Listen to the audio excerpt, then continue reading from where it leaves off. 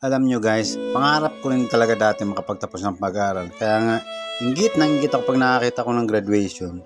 Pero okay lang kasi ang sarap din para sa pakiramdam na may isa kang kapatid na nakapagtapos ng pag-aaral. Kumbaga ni isa man lang may nakapagtapos man lang sa inyo kasi halos puro mga norid talaga halos kami. At least may isa man lang nakasurvive sa amin makapagtapos ng pag-aaral. Siyempre andun yung para kang maiyak na tuwa talaga kasi may isang nakalusot sa inyo, may isang nagpatuloy na hindi sumuko sa kahirapan dahil sa mga kung ano mga problema, hindi talaga sumuko. At ang labis ko na rin kinatuwa at kinasaya yung aming mga magulang kasi sobra-sobra yung saya nila, galak, may nagbunga sa kanilang mga pinaghirapan. Sa lima kami magkakapatid. Yung apat, wala man lang, hindi man lang napagpus ng pag-aaral.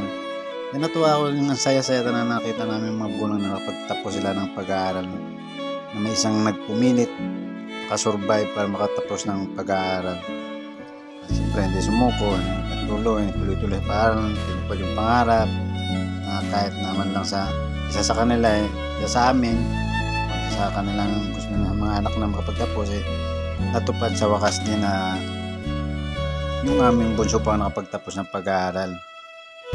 Malaking bagay na sa amin yung lesson na rin at anong kahirapan kahit pa may makakalusot basta tutulungan lang kakapi-kampihan kayo lang din naman kakapi-kampihan yan kayo malaking pasasalamat din namin sa Diyos na may isa man nakasurvive sa akin ng pag-aaral kinagalak naman yun din ang pinakapangarap ng mga magulang meron lang isang anak makapagtapos ng pag-aaral sa amin, sa bunso na lang.